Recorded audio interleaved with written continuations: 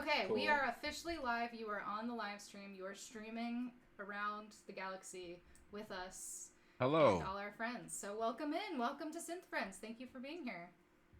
Hello, Hello. everyone. Hi there. Everyone can see and hear you. This is our most Scariest populous thing ever. stream so far with 4 of us. Yeah, it's going to be interesting to navigate the Synth Friends in quad is what I should have called it. I just won't talk.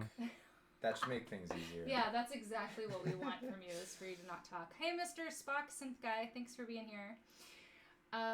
So the first time we met in person was last year at a show in Detroit that was billed as Buchla and Quad. So we're just playing off of that theme here again. Oh yeah. Remember that?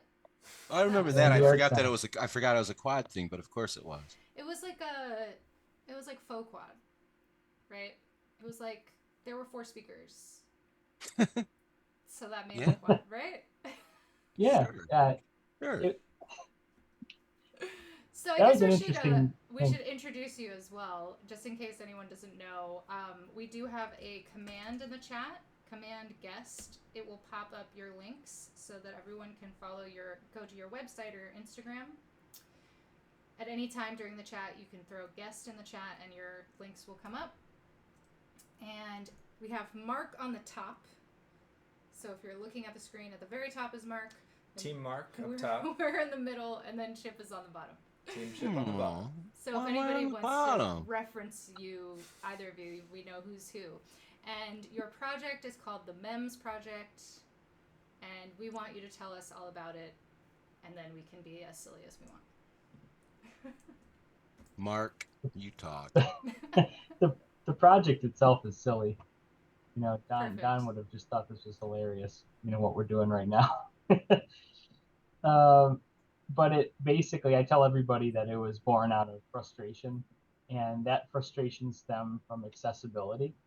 So a lot of these synthesizers and modular units are kind of hidden behind like what a lot of people consider paywalls, like universities, libraries, things like that, that you can't, not everyone can just waltz right into and play with an original Buchla system. So Chip and I both came to the same conclusion with Buchla in terms of DIY.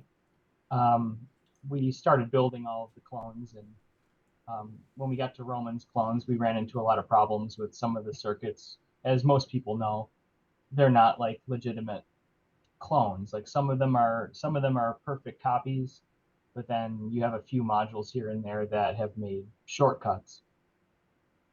And the community is aware of it. You know, there's enough people online, you know, saying what's different and what isn't. But Chip and I both decided that, you know, well, if you want something done right, you have to do it yourself. So I at the time was designing circuit boards for guitar pedals, and Mike Peak, who I'd like to blame for this whole mess, he got us together. He introduced us, and it was perfect timing because Chip was at University of Michigan working on their 100 series in the Stearns collection there. So that's kind of how it began. He didn't trust me at first. He was very shy about sending pictures over, which I don't blame him because there's so much intellectual theft in Buchla. It wasn't shy. I wasn't shy. I was guarded. I did not trust you. Yeah. I was not shy. I didn't trust you. Has that changed? Yeah. It's definitely changed. It was at the time. It was just some weird guy on the internet. I didn't know who this guy was that wanted all my pictures that I had just taken. Yeah, it was stranger danger. Oh now, I'm not classically trained in electronics, and neither is Chip. We both kind of get from point A to point B by taking the shortest route, which sometimes includes a lot of like banging your head against the wall. I like to think that a lot of this stuff couldn't be done if we were going through like a legitimate avenue in terms of like circuit design, laying out circuit boards. There's a lot of things that they teach you in like these schools that we just break every single rule. I'll be designing a circuit board by hand, and I hand draw everything, and the amount of errors I get back from the programs that I design the stuff in is just insane. And then the board houses that manufacture these for us will always ask us, like, "Are you sure you want us to make these? Because I don't think they're going to work." That's how you And know you're doing it right. we just have to buckle down and keep keep trying until we get something to work. And some modules are a breeze, and other modules, are just constant back and forth. And because of this, we've kind of had MEMS, which originally was just Chip and myself. It's evolved into sort of a art group or an association of artists and builders. Like Dave Brown, for instance. Dave Brown's been instrumental in the project, helping us with some of the things that we can't get our heads through. Which brings a lot of interesting points about Don's design process and how much of Don's work was borrowed, how much of it was, other ideas kind of clumped together in Don's special way. So we've seen the full gamut of designs that are very crude to extremely eloquent and beautiful, So sometimes we need to bring in the big guns to help us out. So that's why we call ourselves MEMS and Associates. It's kind of a throwback to how Don would gather help from the community. What does MEMS stand for, Mark? MEMS stands for MEMS stands for Modular Electronic Music Systems, which was the working title for the Buchla 100 before Don decided to call it the San Francisco Tate Music Center system. Oh, cool. On a lot of the early schematics, he labels them MEMS.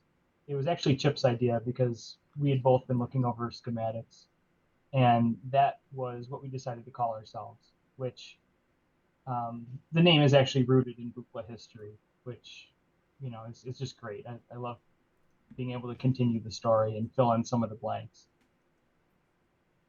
I love that. I didn't know that. Yeah, I had no idea either. I just thought it was a cool acronym that y'all came up with, and I just accepted it. I was just like, this is how it's supposed to be. This is, no questions. But I'm glad we asked. Yeah. It confuses a lot of people because a lot of people thought we were memes for a while. Oh my god. It always autocorrects it still for me whenever I type MEMS. It always just says memes. We do make a lot of Buchla memes. We kind of do. Secret ones. Nobody knows about them. One of Chip and I's favorites is, any picture of like a man with a beard is Don Buchla. So I was just in Montreal. And I walk into a sandwich shop, and there's a guy sitting at one of the tables. Do you have the picture? Somewhere. He's got an Ableton Push, and he's jamming out on this Ableton Push. And I sent a picture to Chip. I'm like, shop? Yeah. Like just in a random sandwich shop. Was there anybody else in there? Oh yeah, it was packed. Oh, it was packed, and he's just rocking out on a push. Rocking out on a push. So I sent a picture to Chip. I'm like, hey Chip, Don Buchla's over here in Montreal jamming out. So it's anyone with a beard, or they have to be doing something like that? Just seemed like the perfect one. That someone. Oh, it definitely. Yeah, it definitely has to be with the beard. It has to look somewhat like Don. We always go. It tends to be the gray-haired, gray beard Don Buchla era is the what we go for. The older Don Buchla. I love that you're sharing this with us. So intimate. I love it. Okay. Todd's here. Hi, Todd. And okay, a question in the chat. No computized circuit layouting. I'm not sure exactly if that's a question or just disbelief. Oh. Yeah, this is a good point. Yeah, they're basically saying that we don't computize the circuit board layouts. We technically do in a very roundabout way. So normally in computer-aided design, you plot out your points of connection. Like one resistor will connect to a capacitor, and you have to lay those out first, and then route the circuit board trace. Mm-hmm. Well, what I do is I put the grid to like a very, very small, like a very, very minuscule number. So there technically is no grid of placement for anything. And I freehand all the part placement based on the original. And then I also freehand the traces. So they're being hand drawn just within the confines of a computer aided design software. So basically, one board will be made up of like thousands and thousands of vector paths. Some traces are like thicker than others at certain points. So I'll add other traces and freehand them on top of others to kind of make compound traces to draw the whole thing out. It's a very long process, but again, it's like one of the only ways I know how to do it because, like I said, we just kind of banged our head against the wall until we figured it out. Mm-hmm. They end up looking pretty similar to the original circuit board. So is that intentional? Yeah, the one of the things about electrons is they flow very similar to water. You know, water is one of the best ways to explain like how a circuit works. Um, and there are minuscule differences between like trace patterns affecting specific signals. Normally at like a high frequency, like if you're running like a megahertz signal, you want the trace paths to be as short as possible and organized in such a way that you don't introduce any noise. In low voltage stuff like guitar pedals or synthesizers, it's not as important, but there are a lot of capacitances that add up over time when you're talking about a large circuit board. Um, so this goes back to the whole idea of cloning. There's a whole school of thought of people who just want to pound this stuff out and get as much money as they can as quickly as possible, where you would just lay out your board based on a schematic and then just auto route it and just get it done. Um, we found that there's a lot of circuits, specifically like sequencers, anything with like clock rates, that will actually behave differently when using the old layouts versus like a modernized layout. Um, a lot of times people will build a 1, 2, 3 sequencer on somebody else's board and have all sorts of issues with clock noise, things like that.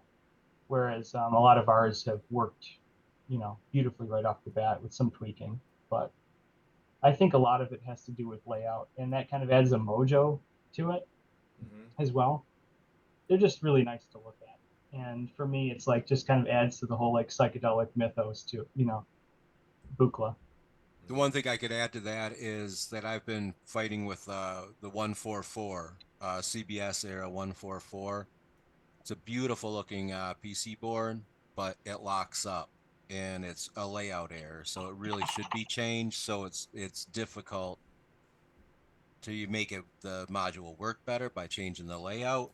And we really can't because we copy the originals. So, Mm-hmm. but Yeah. that's one that it would work better if we changed it around. I don't know if I told you that, Mark, but the 144 is terrible. It locks up the one side locks to the other side, and it just constantly is correcting and going crazy. So hopefully there's some component changes we can do on it to make it work better. And I've been talking to, once again, Dave Brown. Thank you, Dave. And it's just driving me crazy, and I had to put it aside for a couple days Mm-hmm. and then Yeah. get back to it. So I mean, we might as well plug Dave. He's modularsynthesis.com. Let's plug everyone. He's a guy that basically is a modular synthesis enthusiast. Well, he's an associate. And well, yeah, he is an M.E.M.S associate for sure. He's Yeah, a part of absolutely. He's a part of M.E.M.S. And he'll sort of do like freelance repairs, and he also documents everything really well. That he's pretty much anything. It's the go-to for the DIY builds. For the DIY everybody's gone. Everybody's gone there to look up what's like the last word what should you do or how do you do it? Well, what does Dave Brown say to do on modular synthesis?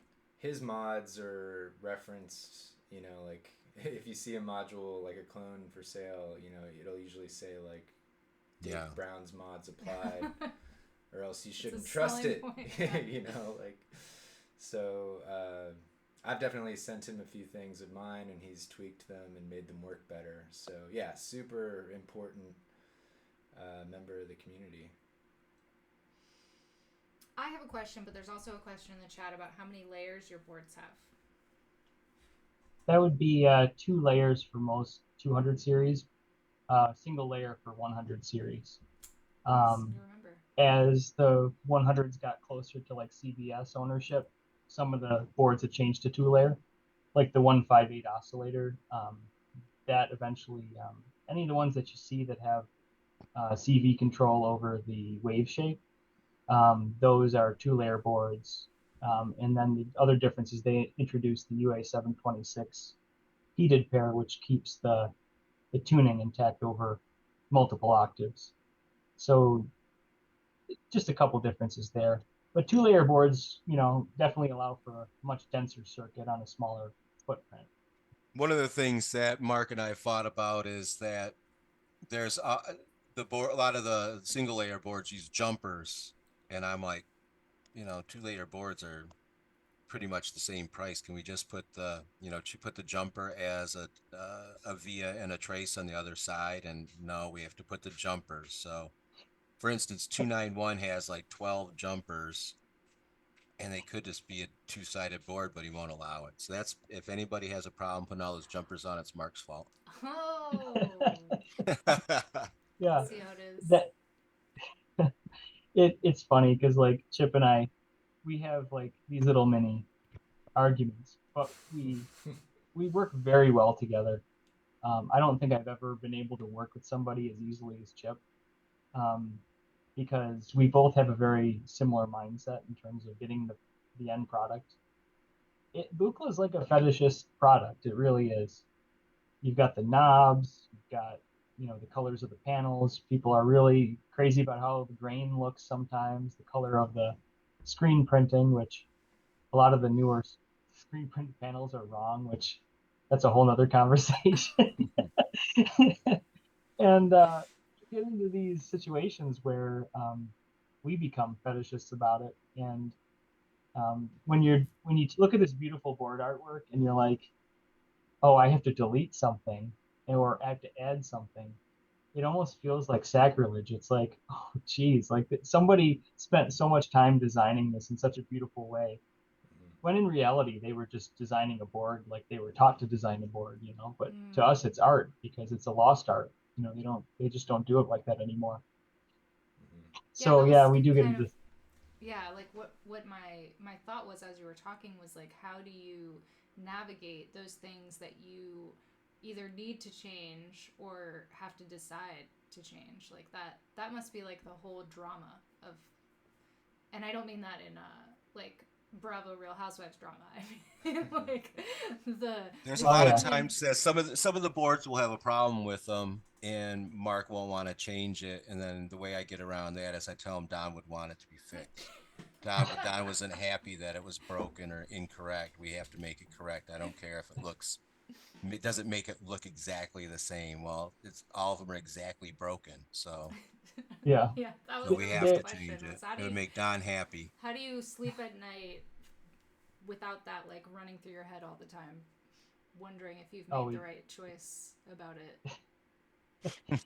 There are some decisions that are completely necessary, like on the 294, the filter. There's very, very expensive and very rare what's the number there, Chip? They're ICs. They're very hard to find. UA749. So unobtainable. Like you'd have to be crazy to try to hunt them down. You'd have to know somebody, And they didn't work that good to begin with. So right. Yeah. So there are times where we have to make these executive decisions to say like, hey, like do we really want to design a border on a part that no one can get, or should we do something to the circuit to make it easier? And of course, all these edits are usually picked over by Dave Brown. He's very good at like telling us what we can use to replace something and what's not going to work, what's going to behave differently. So it goes through a very, very strict vetting process. I remember another one, now that we're talking about filters, is talking about the 195. And the one thing that we did agree that is a mistake that I'm sure Don was mad about is on the panel art, they spelled octave wrong. It's octave on the panel. That's right. And we're like, let's leave that on there. And I just we dropped had those. that, right? I've just had those screens made today, so I'm making some octave format filters. Octave. These are the difficult debates that I can imagine you're having. It's like some things you want to keep because it sort of keeps that idea of the myth and the spirit of it alive, versus some things you just can't get, or they're not working. So I can see how that would simplify some of the decision making in that regard. But that's cool that you're doing that. Yeah, one of my favorite examples of this about changing something is when we were working on the 132, the waveform synthesizer, and we were at Wesleyan University, and Ron, the director there, he's very good with circuits. He's worked for Texas Instruments, so he's very knowledgeable. And we started talking, and he goes, "Oh, the 132, like, what's this thing do?" So we told him, and he goes, "Well, what problems do you have with it?" Because we had some issues. It's like, well, there's a spike at the beginning of every pulse that translates over into like kind of a noise that you get in the waveform. And he pulls out a dry erase marker, and he's like, "Oh, well, why don't you just do this?" He starts scribbling up this like really long circuit, and Chip's just sitting there with his arms crossed. He goes, "You know who you're talking to. Mark's never going to let you change that." Yeah, we don't change stuff. He's like, "You might as well just stop talking." It's true. And my reasoning for it is that the 132 is a one-off module. One or two were made. I don't know. There's debate behind that. But you have to describe what the 132 does, Mark. Not everybody knows what that does. Yeah, so the 132 Thanks for being the number police. The 132 was a supersonic sequencer with 32 steps. So the idea is you run a sequence at 32 steps extremely fast, and then you change the amplitude of each knob. You're able to draw a waveform with the knobs.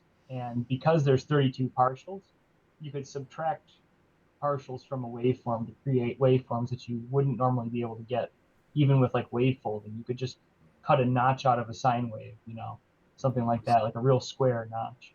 It's like an Etch-a-Sketch for sound. You can just draw whatever you want. It's a great way to describe it. Yeah, that's a great way to describe it. And because it's 32 steps, it's low resolution, so it sounds very much like a digital oscillator. It's incredible that something designed like in the mid 60s sounds like it was like a DX7 patch. It's like really bizarre. What was it, at 2K or 3K or something like that? So it's like really low bit sounding. Yeah, it's extremely low bit. Like it's almost like a bit crushing kind of effect.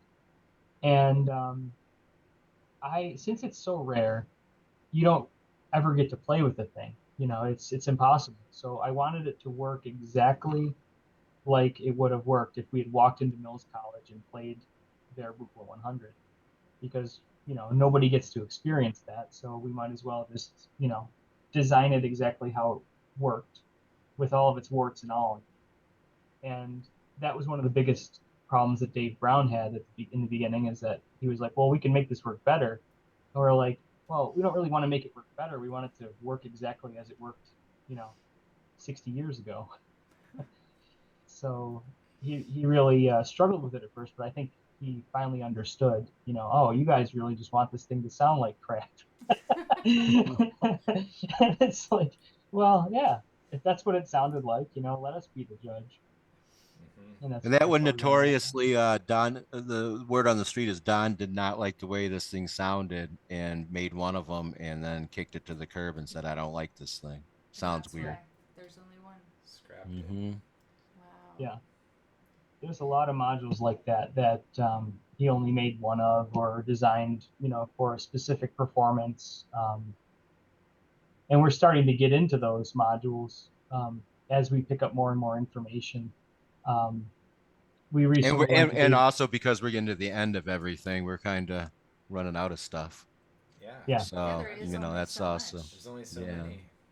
But we keep finding more, which is the strange thing, and that's. Ooh, this is spooky almost. Yeah, we found some more stuff, but. Well, I think another thing that we didn't account for was that Don had very poor version control, where he was designing stuff so quickly. He was just pounding stuff out, like getting stuff out the door. And because of this, he had revisions like during production. So like you could have a module like the 158, and there's like 6 different versions of the 158 oscillator. And all of them are wildly different from each other. Like the 158 that was used on, or the 144, the 158 were used on during like the years they recorded Silver Apples on the Moon. Those are oscillators. Yeah. We have to remember, we're not supposed to just talk in numbers, Mark. We're supposed to describe the devices. So these oscillators were very differently. The architecture surrounding these oscillators had changed very drastically from when Mort had recorded Silver Apples on the Moon to when CBS started to adopt the modules and put them out. So that's the thing. Like if we wanted, we could build 6 different flavors of a 158 oscillator and hear the tonal differences between all 6 of them. The real danger is that now we've opened up this forum for people to go, well, I want a 19 so-and-so version built. Flavor. Like, can you do that? Yeah. Which the first 158 oscillator was not even tunable. You couldn't even tune that oscillator. It was all just hardwired with resistors, no trimmers to tune them. It was really just like the Wild West. It was made for making far out sounds, not for playing actual scores on it or chromatic. So it was like an intentional aspect. It was just for making tripped out sounds. The story goes that when Don brought modules to Ramon Sender and Mort Subotnick, he gave them the modules and he asked them about tuning, about how stable they wanted the oscillators. And I believe it was Ramon Sender who said, well, how long does a violin stay in tune? And so they figured out how long a violin stayed in tune before you have to tune it again, And they said, well, as long as the oscillator can stay in tune within that time period, then I'm perfectly fine with, whatever you produce that has the same effect. So that's where the story comes from, where they want the oscillators to drift like stringed instruments. The violin was the tuning bar. Wow. That's funny. I had no idea about that either. That's interesting. So most of, when you say like, oh, we're working on this module or whatever, like you're like restoring machines that already exist in like universities and things like that. Can you talk a little bit about like what the application of what you're doing is? Yeah. So case in point, we have 2 modules on loan to us from M.E.M.S Stockholm. We've got the MARF. We've got one of the early MARFs, and we have a 221 keyboard. So a lot of the problems we run into with some of the older equipment, and Chip always says this, but when you see a vintage Buchla module, you're extremely bummed out. Like you're just like, I can't believe this is worth this much money. The quality of them, some of the build qualities that we've come across, and I shouldn't throw rocks at Buchla, back then, but these things have been worked on and manipulated over the years. For instance, like Oberlin Conservatory had done modifications to theirs, tried to repair them when they would break down. because they would ask Don for schematics and he would often never send them out. So they had to reverse engineer them to try to figure out how to fix them. The problem with the MARF from E.M.S. Stockholm is that one of the circuit boards is so badly corroded that there's just no help for it. Like if you try to heat up any of the solder joints, it just burns up and lifts pads, and it's just a nightmare to work on. You can see that there's cold solder joints everywhere. Like you can see almost through some of the holes. So we've reverse engineered the boards, and now we have a perfectly beautiful brand new board that we can stick in this module and get it completely functional again, exactly as it was intended, and then we can give them the original board to put in their archives if need be. They can store that if they want it for sentimental value if they want it. But it opens up avenues for people to learn from this stuff and repair the stuff without damaging something that's considered a relic, Yeah. Or just saying it can't be used anymore. It has to go in the junk drawer, or right. Yes, it's going to be, shelved basically. Brings it back to Yeah. life. Yeah, I could go to any of the universities with Chip, and we could give the students modules to look at that are built exactly like the originals, and they could study them, they could play with them, they could look at how they're built, and they could either learn how to fix the vintage module by studying the new module, or they could patch the new modules without worrying about damaging the old ones. There's a lot of different educational aspects to this, which is exactly how we intended. That's really cool.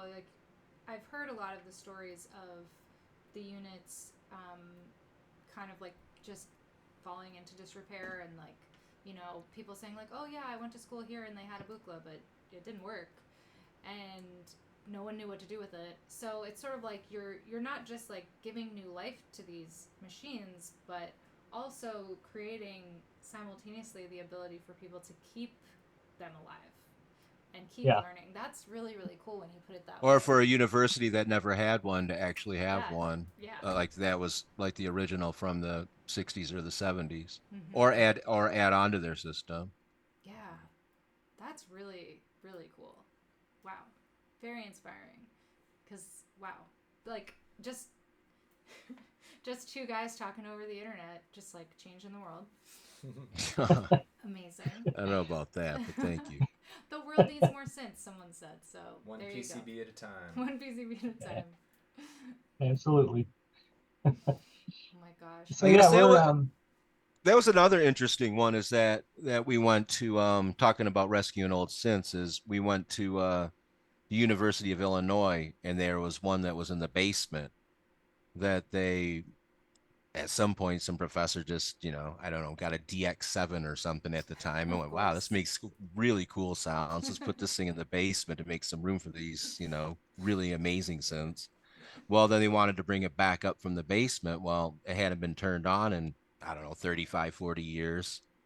So we were trying to get a plan, and I was bad, and I just turned it on, and it just went, boop, boop, boop, boop. It started to work.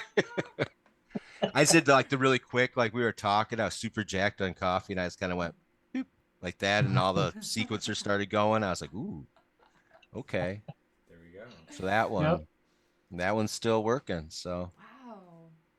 See, these are amazing stories, and it feels like a little bit of a true crime synth edition, Yeah. Haunted objects, things lost in the basement, people don't even know they have them probably. So it's synth mysteries. Yeah. Wow, synth mysteries. That's a topic. That's a show. That really was the very end of Raiders of the Lost Ark, when they're pushing the crate through the warehouse with all the artifacts. That was basically how that basement trip was at University of Illinois. Because, we found that. Yeah, we found that synth in the basement. I tripped over. And it was funny. Yeah, Eli Fieldsteel, he's the director of this music studio there.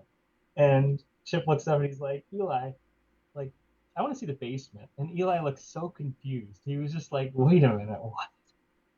He's like, what do you need to see in the basement? He's like, well, we might find something interesting down there. We were looking for a circuit board that was missing from the 270 preamplifier. Yep, 270 preamp. Yeah, yeah. And so we go down there, and we had flashlights, and we're just shining it around. Everything's wrapped in plastic and stored in boxes.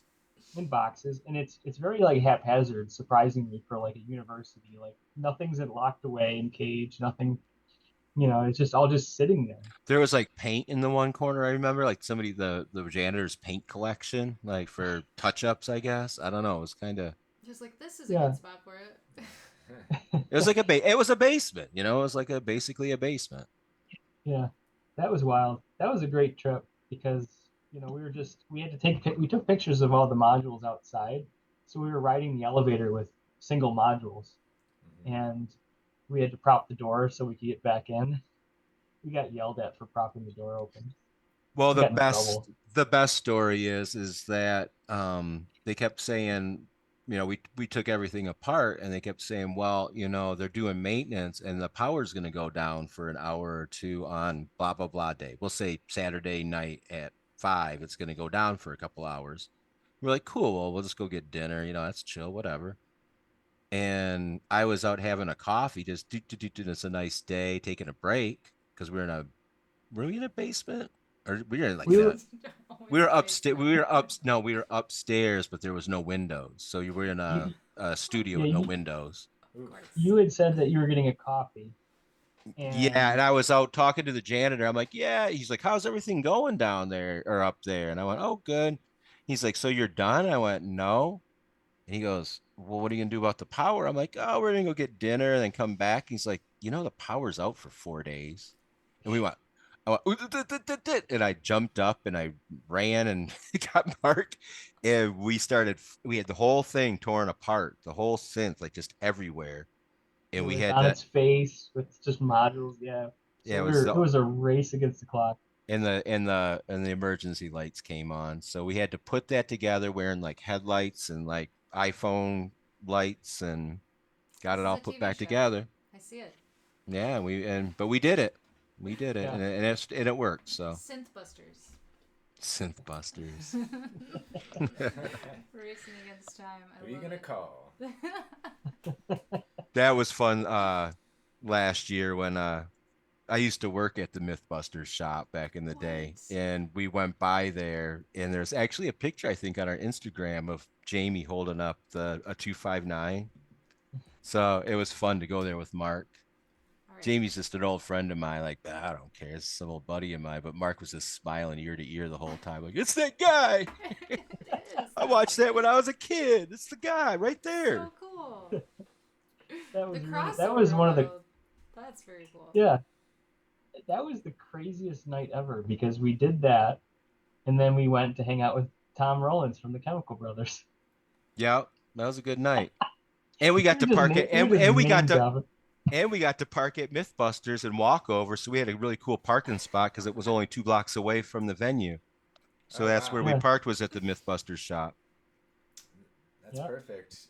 Good times. So how was that experience with Mr. Chemical Brother? Oh, it was incredible. He was very down to earth. Such a nice guy. Very nice man. Yeah. But the show was incredible. Are they super into Buchla? The band as a band? Oh, they have a massive Buchla. Oh, they do. Tom's Buchla is enormous. He's got 2 100 series cabinets, and then he's got a bunch of 200 series stuff. Dang. And and a lot of his recordings, a lot of the Chemical Brothers recordings have Buchla on it. You don't really realize, but he uses a lot of like the frequency shifter. That's one of his favorite modules. The preamp. He really likes the preamp. Can I see a cat? Yeah. Sorry. Like the 207 preamp. I hope not. There's no cat that lives in this house, so I hope not. I have a ghost in yours. Sorry. Probably a squirrel at this house. Point out house. the cats or the pets when they come on stream. Yeah, it's the 207 preamp. I guess he uses a lot, so that shows up a lot on a lot of the Chemical Brothers stuff. Damn. And I just sent him a 270. The 270 is the quad preamp. Yeah. Right. Yeah, and I guess incredible. I guess we should talk about a little bit about the Library of Congress thing, Mark, huh?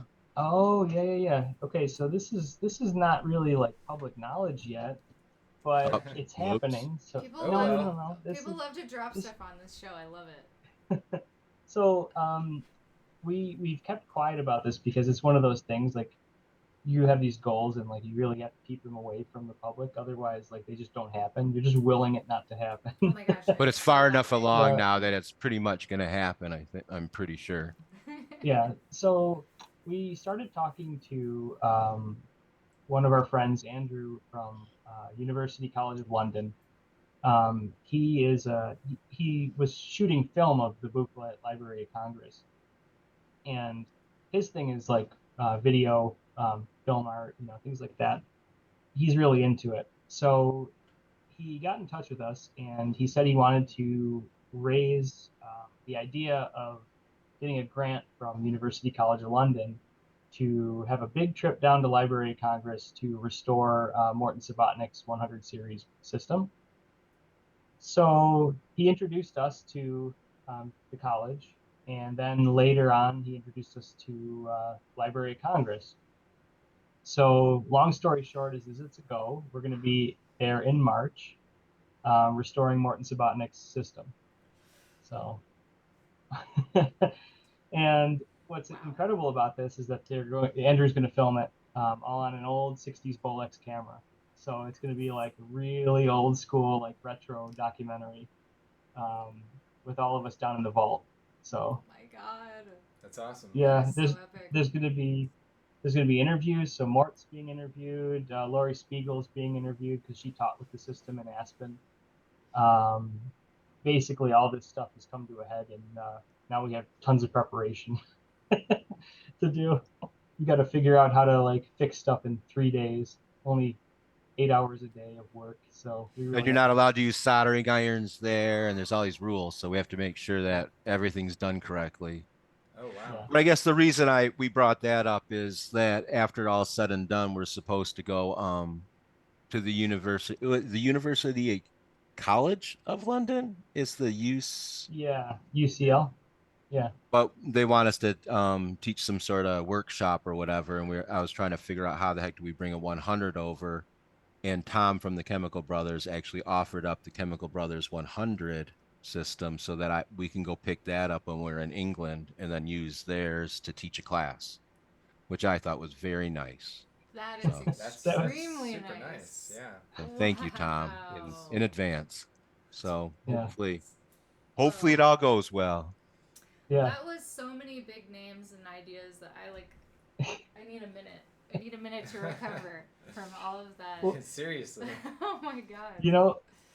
The wildest part about all this is that everybody remembers like the whole debacle online about Lizzo playing the crystal flute from library. Yeah. So we're working with the conservationist that got Lizzo the flute. So there was a point in time where we couldn't correspond with her because that like whole drama was going on with Lizzo. So like her day was just wrapped up in like interviews and like all sorts of PR about it. Yeah. It's like, sorry, I'm busy with the Lizzo flute. Wow. You can't. Well, hopefully make people won't up. get mad at us about the Buchla. I know, right? This is gonna What if it starts prime like a huge controversy about that too? Oh my god, I can't wait. That's so amazing. I mean, just been sitting here imagining the TV show that you guys should have, and then you're telling me that it's basically going to happen. So the documentary about what you're doing. So you're going to be in like a vault room, like a. We don't know. Do I we? love it. You know why? How'd you come up with this vault? I love it. Because it sounds cooler. What do you like? What's that like? Mark's like that, like the famous Geraldo Rivera. We go down there and there's actually nothing there. So. Al Capone's Buchla vault. That's only. So we're going to be down at Library of Congress for the first day to assess the system, which we have to go over each module and see which one's working, which one needs repair. Then we have to transport anything we have to repair has to be transported off-site. So we have to go to Fairfax. Oh. There's a makerspace that we're taking it to. Nova Lab is the name of the makerspace, and we're going to be using their facility to do any of the repairs. So that's our it'll old be stomping interesting. grounds. We used to live in Northern Virginia. Oh, okay. Yeah. Great. Yeah, So, yeah. We were joking about it. We're like, I hope they like put the Buchla in like metal suitcases and then they handcuff them to our wrists. You know, that would be incredible. Yeah. They should definitely do that. Oh my Get God. Andrew I'm to gonna do do it that for with my. you. That sounds tight. I'm gonna do that with my toolbox, Mark. Watch out. I need this all in the movie. Yeah, absolutely. All the Molex with the yes. I feel like we should wear like pocket protectors and ties when we go do this, Mark. Oh, there you go. I Yeah, or need jumpsuits maybe or something like that. I just picture the like Men in Black or whatever that style. Like there you go. Yeah, more formal. with our zero suitcase, like tool case. I got to make a tool case, not it's a zero case. Halliburton one. You need a Halliburton one, yeah. Absolutely. It's CIA country for sure. So it's like it's turning into like the conversation or something. Damn, that is so freaking cool. We're here for the Buchla. So you're gonna do interviews like in I'm calling it the vault now. Are you gonna be able to film stuff in the vault at the Library of Congress? Oh yeah. Absolutely. Yeah, that's what we were hoping to do is they're gonna set up like a reality TV style like confessional, you know? Yes. And bring some of these people. Really? Yeah, you know, well Chip doesn't watch TV. So no, I don't. I don't have time for that. No, nobody really does. They say they do, but we're all making excuses to have time for it. I feel like the last thing I watched, I was making a bomb for the 207M, and I was watching Cops in the background from like 1998. Bad boys, bad boys. Puts you in the mood. Yeah. Didn't we have a question earlier? I feel like we have a bunch of questions I missed. Let's try to catch up on some of those. So sorry. A lot of it, it's hard. It's like comments or questions. Let's see. Oh, how is the lead flux smelling from the old PCBs? Oh, it's very stinky. Very stinky. It's like, how are we going to describe stinky. that? Yeah. Someone has it's true. It does stink. Someone has a fetish for how bad it smells. You know what it always smells like to me? Is it smells like fish, like shrimp or something. Okay, so it has a little bit of a hint of the ocean. Yeah, there's like a weird smell to it, and it's probably the type of flux they used. But a lot of things that people don't realize about solder is that like when you do solder, any airborne contaminant can get trapped into the solder. So every time you heat up an old solder joint, you technically get a whiff of like the past. It's in some roundabout way. You can tell if it's been like in a smoker's zone. You can smell like cigarette smoke or cigar smoke or weed. Yeah. Weed. You can smell different smells get trapped in it. That's interesting. Oh, I can see why this person wanted to know. That is so wild. It just continues to add to like the spooky, haunted mythos of it all. You know? That like the past is trapped in the solder points. This isn't Don's factory solder. Right. Actually, Don, the original boards, for the most part, are very, very clean. I'm sure they use something that there's a hole in the ozone layer that because they used to use I think fluorocarbons of some sort. But they were super clean. It was just where the wires were tacked on for like they went to the potentiometers of the output. It was where the wires are. But original Buchla boards, even back to the 60s, are extremely, extremely clean. Yeah, they really are. You can still see your reflection like perfectly in the solder joints. We've noticed that in pictures when we've been working on stuff that you can like, what the heck is that? You can actually see the camera like in the flux. I mean, in the solder, it's that shiny still. Yeah, they did a really good job. Damn. That's why you got to have the lead in it. Sorry, I'm a lead guy. Lead head. I'm a lead guy too. Absolutely. That's always a question that comes up. Lead. Got to have 60% lead. Yeah, that's. There we go. I think that's my new shirt. It says 60-40, man. 60-40. I was gonna say, what's your percentage? I think I'm pro lead. You're pro lead. Yeah. I remember 60-40. when you were like, I feel like What's it ever done to anybody, you know? 60-40. Well, I mean, yeah. I think I built one module with the like non-lead solder, lead-free solder, and I realized that it was a piece of crap. Like it just was really hard to work with, and like was really like talk about the opposite of like see your reflection in it. You know, it was just like really. This is dull. Very dull. Yeah. You know, and so Mike Peake actually suggested that I go with the 60-40 instead, and you know from then on I've had a lot better experience. It's good advice. Yeah. You know, lead's melting point is much lower than, you know, silver and things like that. The silver solder, it works better for like wave soldering when it's real fast and hot. Like, you know, when it gets done real quickly, it looks really nice. But just for home soldering irons, it's just nothing beats the lead. It just flows much nicer. It melts at a lower temperature. You know, that's what I go with. Lead guys all around. I see. Yeah. Someone says they have an off-topic question. Feel free to throw it in the chat. We'll take anything. There was a question. Okay, so this could open up like a whole other conversation. But what do you think about the tip-top Buchla clone Eurorack modules? I like the tip-top Buchla modules, and I'll tell you why. It's because it gets people into the format. I have not used them, so I can't really speak to like how they operate in comparison to like in comparison to like a vintage module. But I wish when I had started in Eurorack that there was more out there that operated like the Buchla paradigm operates. So anything, I mean, let's face it, you have the tip-top stuff. If you're specific to Eurorack, you probably won't stray, but I want people to come to For You.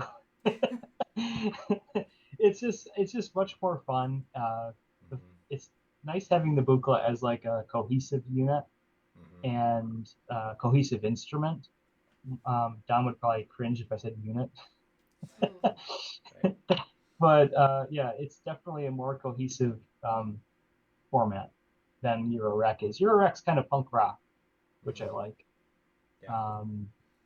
And anything to get people into the Buchla sound, you know, Tip Top's doing it the right way, I think.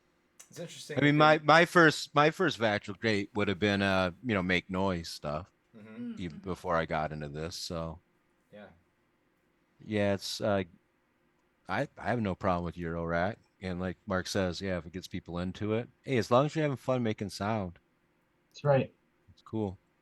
For the longest time, I wanted to get one of those Eventide H9 panels, and I remember talking to Mark Borey from from Northern Light, and I'm like, you know, it feels weird putting this module in my like case because there's all these old Buchla modules, and I don't really want to put a new one in there. And he goes, yeah, but let me ask you this: do you want to have fun? And I remember going, oh, I guess I do. Makes a lot of sense. Yeah. Ooh. It's true. You want to have fun. That's a really, I mean, I think we kind of touched on this before we came on the stream, that there's a perception that Buchla is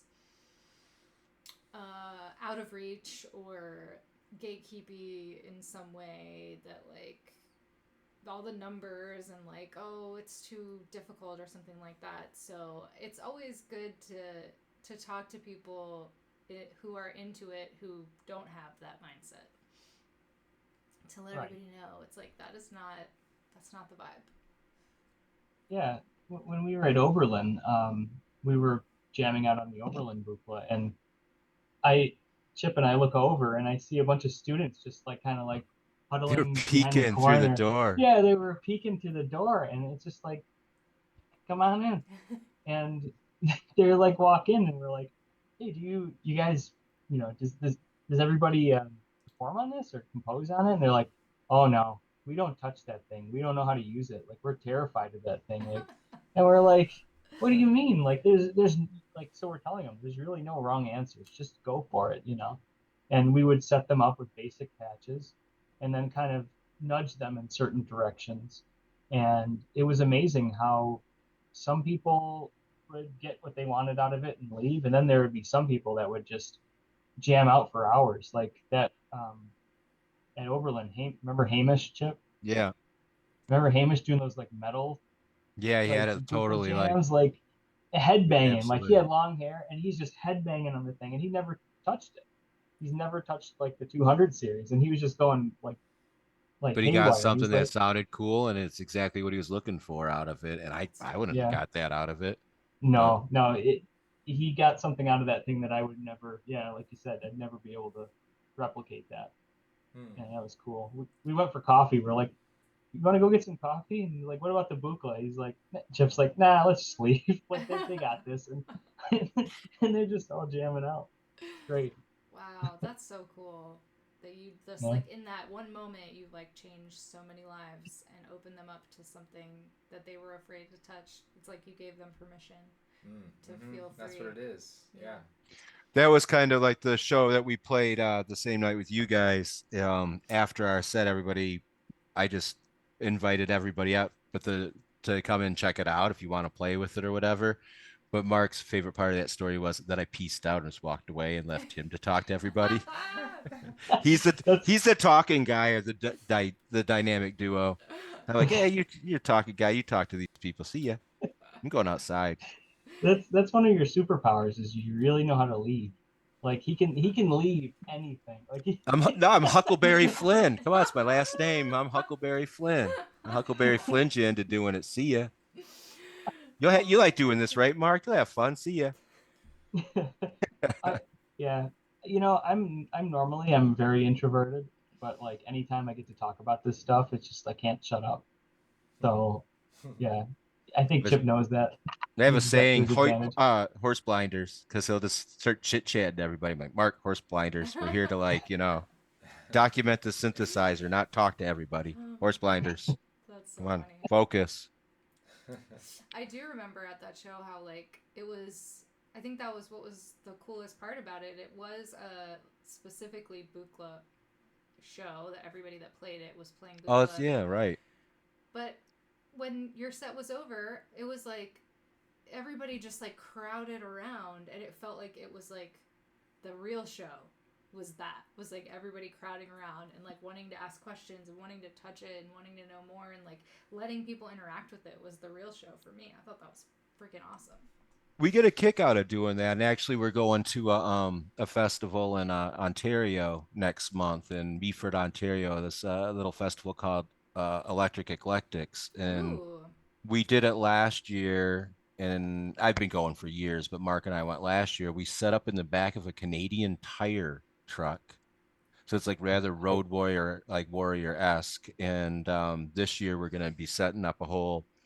We did like 200 era, so the 70s last year. This year we're going to do like a 100. And I guess this is when we're going to start talking about the new module that we're working on. Mark. So Pass the mic. Something new. yeah. Well, this is we always talk about Don's performances with the Buchla, and there's always kind of a mysterious aspect to it, but also like a whimsical kind of aspect to it. Like there's that one performance where he's wearing the giant glass sunglasses Oh and he's yeah. got the lightning. Yeah, Yeah. and I absolutely love that Popcorn. because Yeah, the popcorn. Yeah, yeah, the yeah, popcorn, absolutely. So it's kind of yeah, silly and kind of whimsically fun. Yeah. yeah. So we're doing an interactive performance which anyone can join, and it's going to be called "See No Evil, Hear No Evil."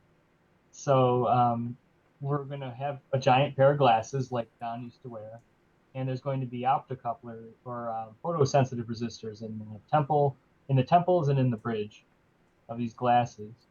And the whole idea is that the so anyone from the crowd can do this, but we take someone from the audience and they get to stand under a strobe light and then direct sound by covering their eyes or their ears. So. Oh, okay. And I get it now. yeah, and so we're going to be doing this in quad. Well, technically 5 speakers. There's going to be a giant speaker. It's going to be buried underneath the ground, and we're It's going going to to be a throw an orient. vibrational, like a surround sound vibrational butt kicker, it's called, speaker. And I have a ginormous one that will really vibrate the sound out of the ground a lot. Yeah. So you get to sit on, we're going to have throw pillows and like a oriental rug, and people can come in there and lay there or like sit there and be part of the. Cool. Holy yeah. shit. That's It's awesome. definitely like in time, it's definitely in tune with like the times. Yeah. We really wanted to capture that aspect of Buchla, the whole like tripper, like San Francisco 1960s like vibe. Experience. And I think it's perfect for Electric Eclectics. That place is like a playground. Oh my god, I want to go. Yeah. So you can do some time on the rug and like. Yep. Vibrate with the music. I love that. And then stare at somebody going like this with a wee wee. Oh, and I'm sorry, and the glasses are actually going to operate the first optically controlled, well, we'll call it the first optically controlled gate, but a filter. So it'll be wow wow wow wow wow, and then the strobe light going, and then somebody wearing these giant glasses, which I'm sure some of these people are going to be touched, and it's going to be rather odd looking and sounding. So Wow. it should be fun. It's going to be fun. Out. Yeah. This is sick. Wow, you're announcing so much cool shit. I can't even handle this. It's a very busy summer for us. Yeah, when is that? It's crazy. That's August 4th and 5th. Oh, it's like very soon. It's Canadian Civic Holiday Weekend. Oh. Yeah. Oh, wow. So. Everyone's going to be there. It's going to be fun. Wild. Yeah. Oh my god. So yeah, besides that new module, we're working on some of the weirder stuff. We're doing the EEG module, so it'll decipher like brain waves and convert them to control voltages and envelopes and pulses. That's going to be quite the module to design. Yeah. Mm-hmm. A couple other ones that are kind of rare that no one really has heard of is there's a module, a 223. That was one was only made. It's called the CV locator, and what that module does is it preloads the position of 227 pan, so you can have all 4 channels with sounds coming from different origin points instead of the bottom corner. So you could do quad pans. You can basically create swirls and stuff like that with this module if you hook it up to a 227, the panning section of a 227. So really interesting stuff. I think that was in Don's system. There's a picture of him and David Rosenboom playing. And there's a very strange looking module in there. Ooh, so this is all part of this like archival research, trying to uncover the modules that didn't get mass produced or the. Yeah, the other one we're going to be doing is the Ghost Processor, which is going to be an interesting one. It's got a great name, the Ghost Processor. Yes, the spooky vibes continue. The Ghost Processor is like the most confusing thing I think that has ever been created. Like, it took us so long to figure out like exactly what is going on with this thing. It wasn't until I talked to Barry Schrader about it, because we were talking about the Ghost Processor, and we initially were designing it from the standpoint that, it's just an effects unit. But there's a lot more to it because it's very performance oriented, specifically for Mort. And Mort's not the most reliable narrator when it comes to his past, because things happen so quickly. Yeah. So Barry Schrader helped me out understand like how the ghost scores were created. So the way that it works is you have a ghost score, which is composed of a short audio recording, usually 4 tracks, of what Mort called his energy shape. he would either sing into a microphone, just vocalize like, you know, pitches, things like that. And he would record them with AM modulated waveform, like a square wave or a sine wave. He would feed these 4 tracks into the Ghost processor, which would use those 4 tracks as control voltage modifiers. So one track might change the frequency modulation, one track might change the filter, one track might change the amplitude of any processed sound. So technically the Ghost score or the energy shape is not heard. You hear it modulating things, but you never hear the actual score. Yeah, it's incredible. So the original Ghost boxes were done with tape. You would record 4 track to a piece of tape and play it into the what like let's say he would hook up the Ghost processor to a live recording of a cellist or someone playing an instrument. His Ghost score would modulate the sounds of the live music, but you never would hear the Ghost score. So that's really interesting. He was so obsessed with this that he spent almost 2 decades composing pieces with this thing, multiple variations of it. So when we went to David Heen's house in Calgary, he gifted us all of the remaining Ghost processor boards and the schematics. So for the first time like ever, we're able to actually look at this stuff and see exactly how it worked with actual stuffed boards and schematics. So it's really incredible. And there's a photo. So later on, when as things went on, as things progressed with the Ghost boxes, they switched from tape to EPROMs. So these EPROMs would store the sounds. And there's a photo of Don I'm going to bring up. Ooh, we have visual aids. Yeah. So this is a great picture.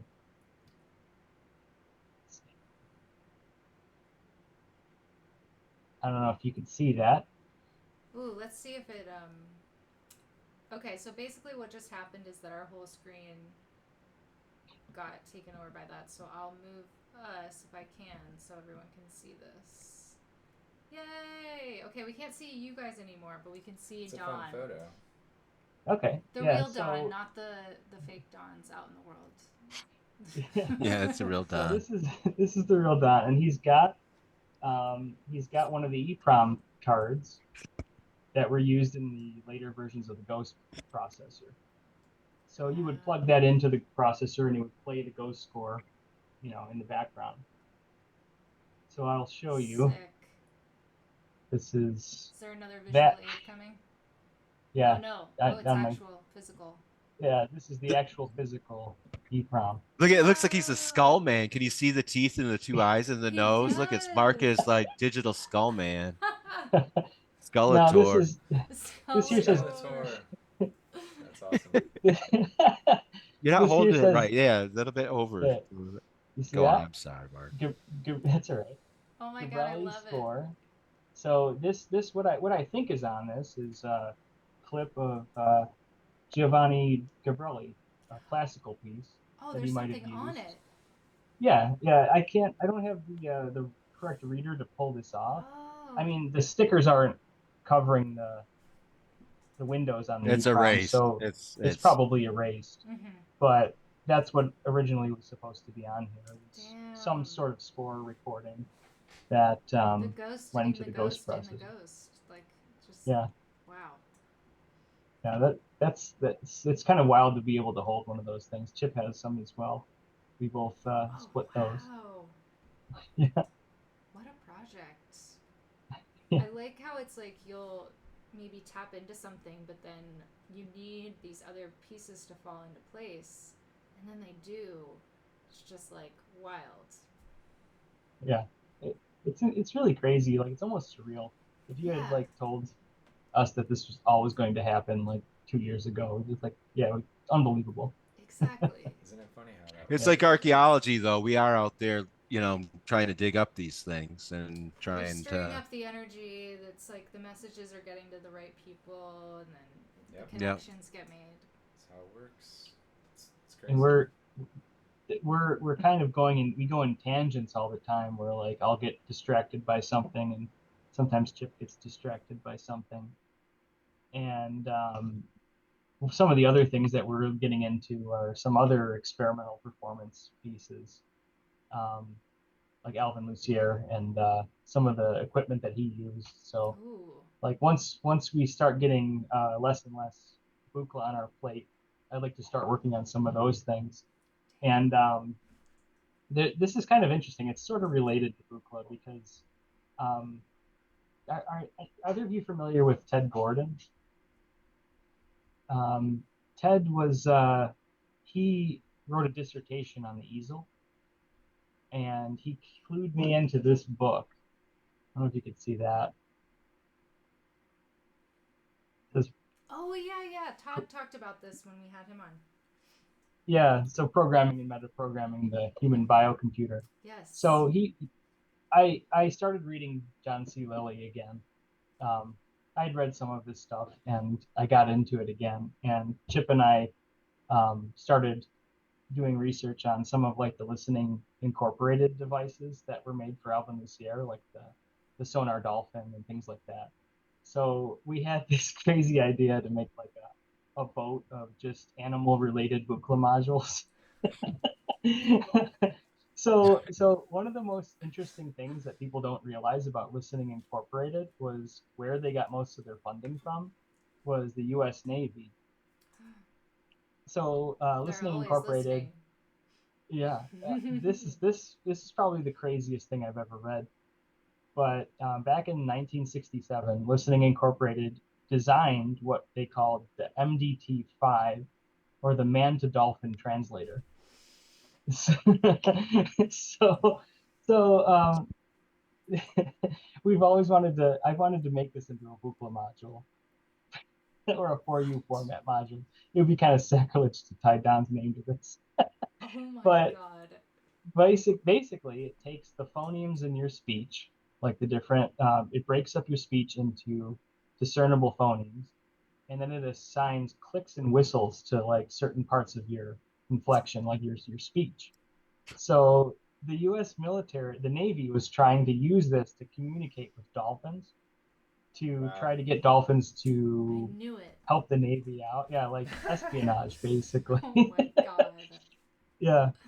So the project was scrapped, and there's all these like conspiracy theories. Yeah.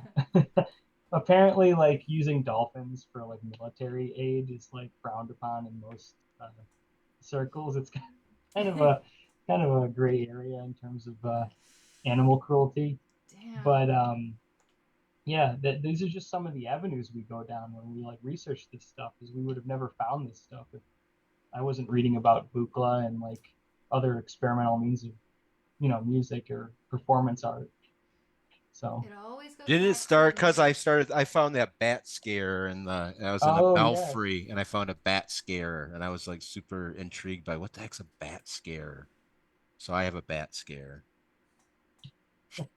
Yeah, we were joking. That was one of the first Buchla memes. We're like, he goes, "Hey, I found the Buchla bat scare." He shows me the circuit.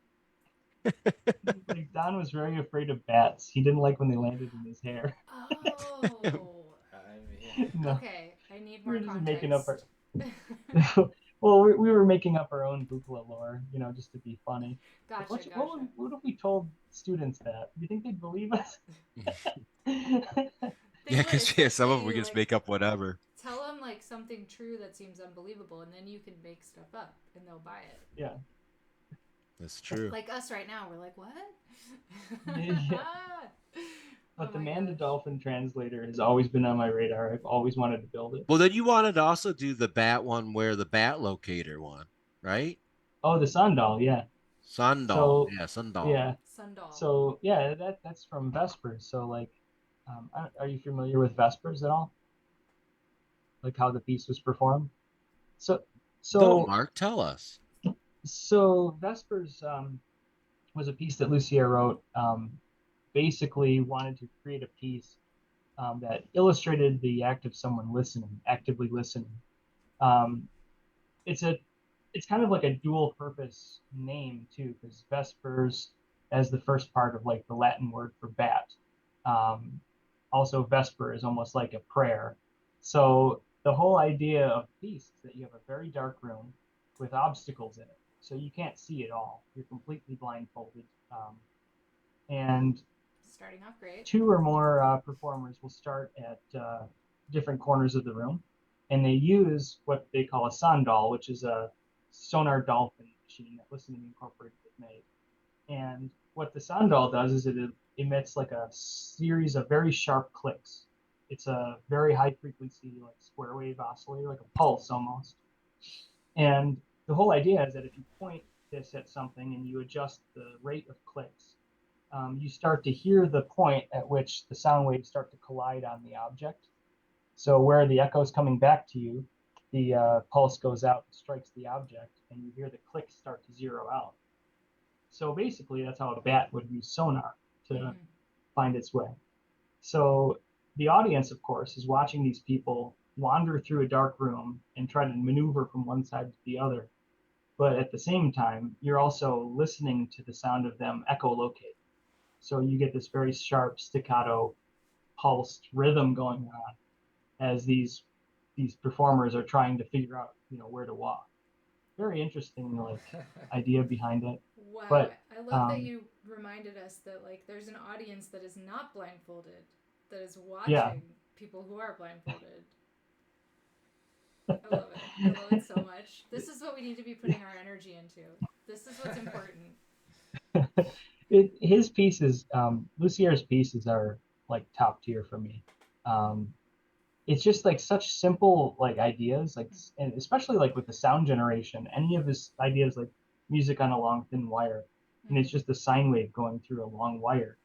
But like that alone is like magic to someone that was born like 10 to 20 years ago, because they have no idea how it's doing it. Like, how are you getting all these sounds with just such a simple setup? Everybody's so used to just clicking a button on a computer and like making interesting sounds. But you can really like get a very simple rudimentary setup and create something that sounds from like another planet. Like, I know you touched on this in one of your other episodes, but like Forbidden Planet, like that soundtrack. Amazing. Yeah. And that shows you like the limitations of like analog equipment, but somebody that is attacking it from a completely different mindset, like there's no wrong answers. I just want to create these really weird sounds. Right. And they were able to do it. Yeah, seeing the limitation as a positive. Yeah, absolutely. Oh, and leaning into it as far as you possibly can. Yeah, that's the stuff that really lights us up. I could don't put on the horse blinders. Just keep telling me the stories. I love it. These are like synth bedtime stories. Synth bedtime stories. You'll start doing books on tape about us talking about this. Yes. I always liked Chip told me about how the guy made the soundtrack for Texas Chainsaw Massacre. Oh, that one's amazing. Oh, people tell us about that, but I don't know that one myself. So you could feel free. Let's go. Yeah, just go on to the next. Do we have a question? Oh yeah, of course. You want a question? Yeah, let's do a question. We're going too far off topic of Buchla here. We're talking about too many other things. But it's all related to like why we love Buchla, why we're passionate about it, right? Like I think it's all. And there was no promise of staying on topic. There's no promise. Oh, I thought that's what we signed up for. Oh, welcome in, Slope again. First time chat. You performed Vespers in Reykjavik when Alvin came there for the Tectonics Festival in 2014. Dang.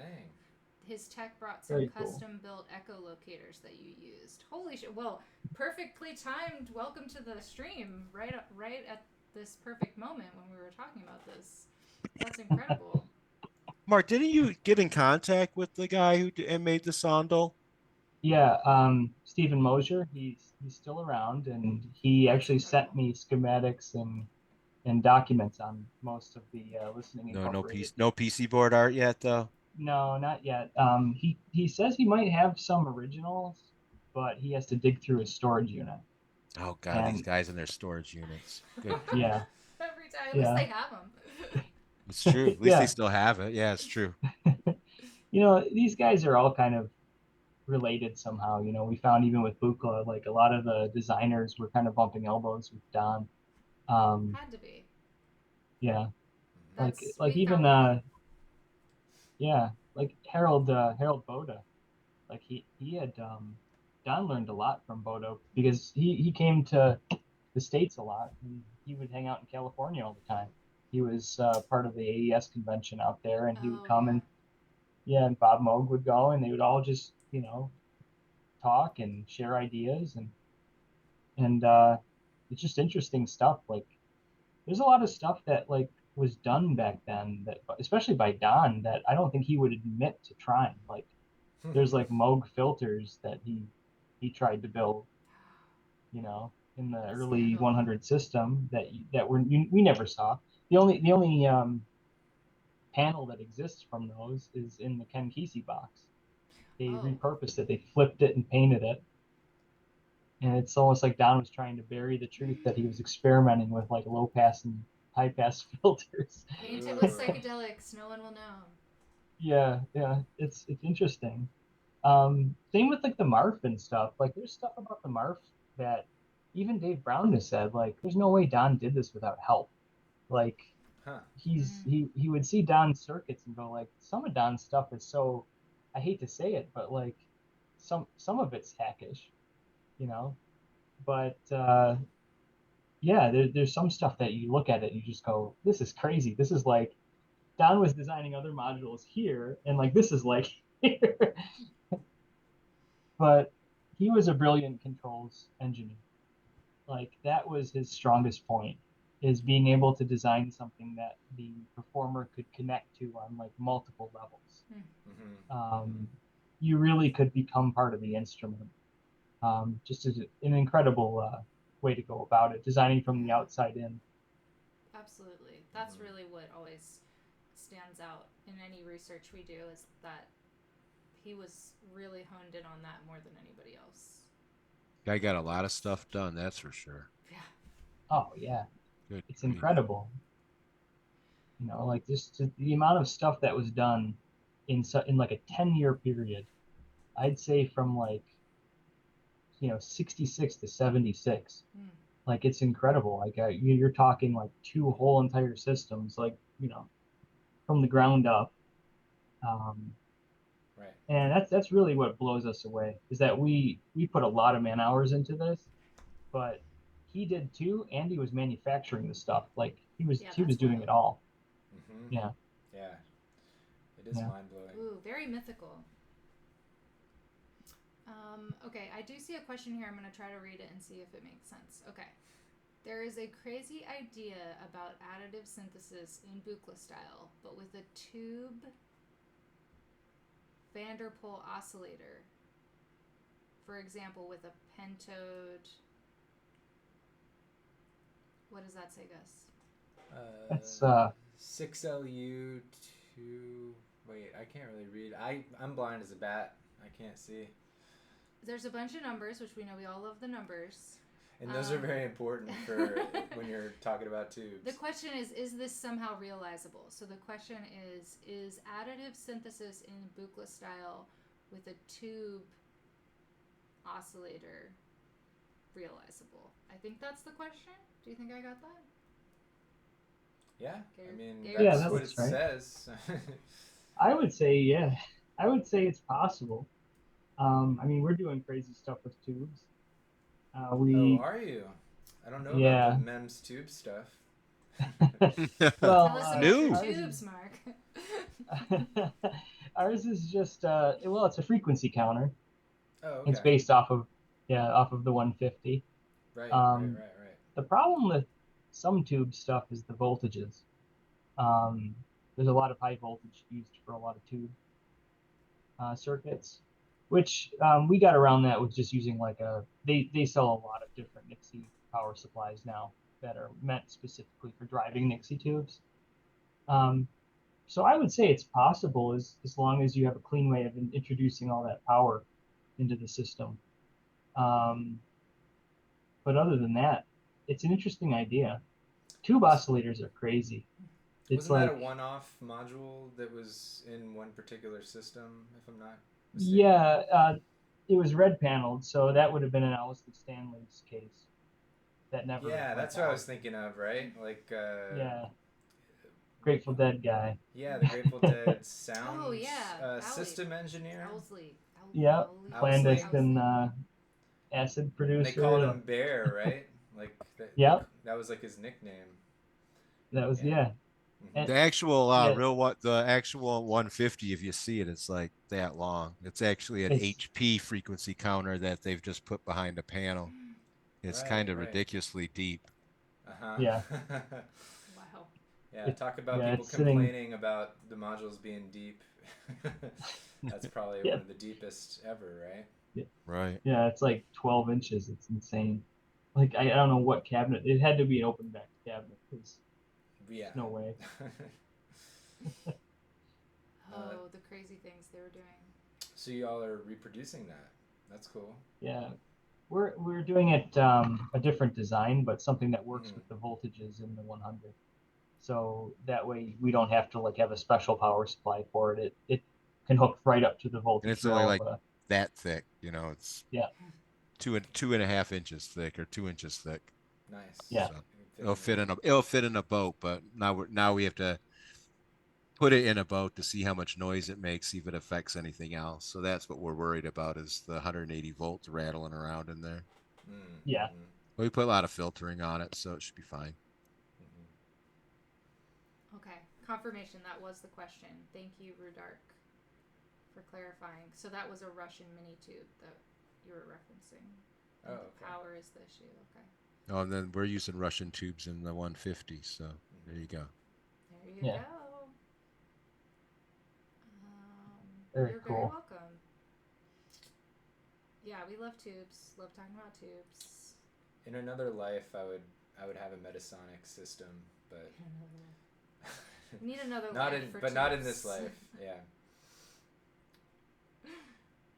A lot of those modules are insanely expensive now. It's crazy. Like it's crazy.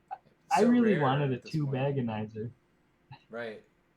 Yeah, and I hate to say it, but I wanted it just for the art. Like I thought it was brilliant. You don't care that it makes some interesting sounds. You just wanted the artwork. I just want, it's one of those things that like I could just imagine like pulling it out and like showing someone when they're over. What the hell is that thing? Yeah. But no, they sound pretty nice. Top secret government project is what it is. Okay, we have another off-topic question if we're feeling it. Also, everybody, just so you know, throw all your Buchla questions in here because we have mark and ship. I mean, it's not going to get much better than this. Erica have some tube synth version, but subtractive. Okay. Yeah, if you're into tubes, you know every tube thing that's happening right now because there's not much. It's not a lot of it. Not a lot. Oh no, where'd it go? I think it's up. Oh, it's up? Yeah. Like it was one of the early. Okay. All right, the smelling of the flux. Okay, are we ready for an off-topic question? Sure. Ready? Can we handle it? Okay. Are you familiar or fans of old radio dramas like X-1, Amazing Sounds? It's a American half-hour science fiction radio drama series that was broadcast from 1955 to 1958. It's described as one of the finest offerings of American radio drama, one of the best science fiction series in any medium. Oh, that's quite the claim. X-1. It makes me want to check. I haven't heard of it, and if it's all about, obviously a radio drama is going to be about the sound design. I bet they use tubes. Yeah, they probably did. Probably old test equipment. Does that ring a bell with either of y'all? Has anyone heard of this in the chat or either of you? X-1. No. It's one of those things that I might have heard because I used to be really into radio dramas.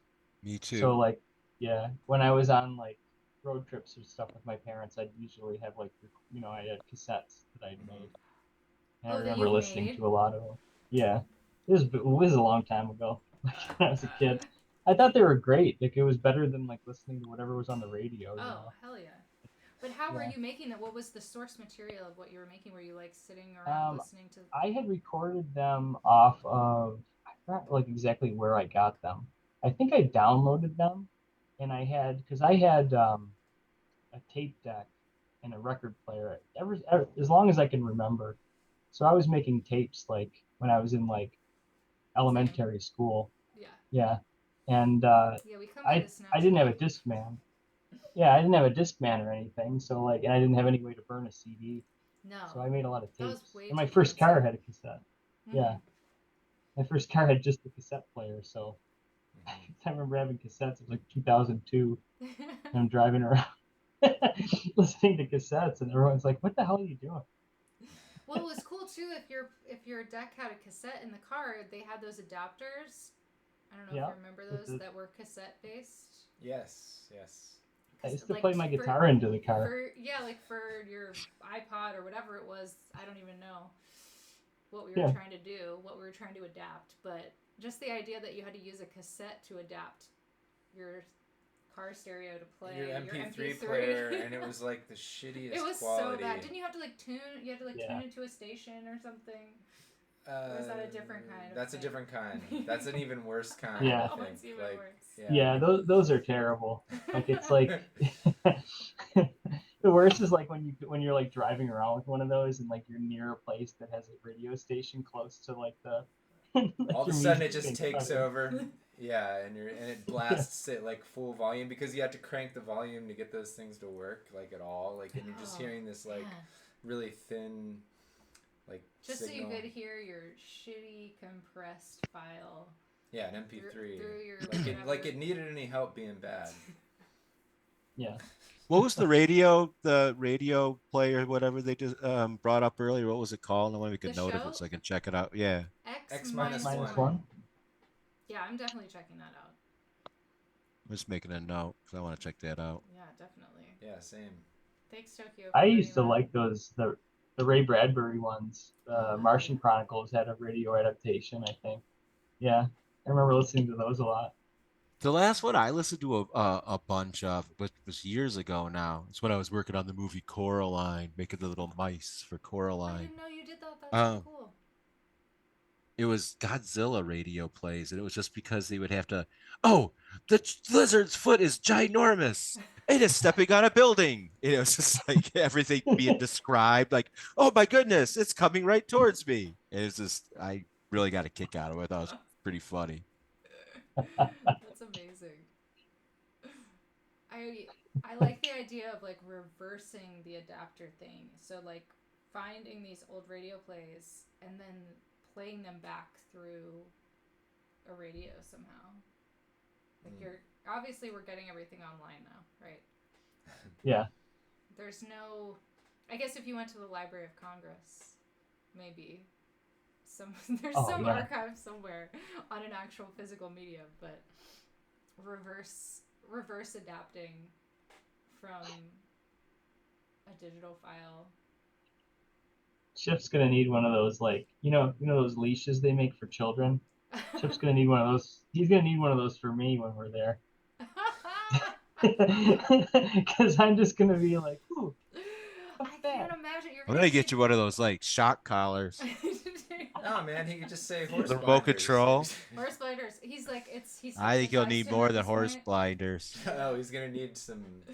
He doesn't just respond. Electroshock treatment to really teach him a lesson. Oh my god! You just need to go like a week early, and give yourself. Somehow, I don't know. Do they let people just wander? I don't know. How do you get access? Anyone can have access. You have to for things in the vault. You have to make like an official request for. To Congress. Since it is it's technically a national library, so everyone could get a card. That's true. Anyone could get a library card for it. So can you just check out that Buchla eventually? I was gonna say, I'm gonna check it out for the weekend. The week you guys are supposed to be there.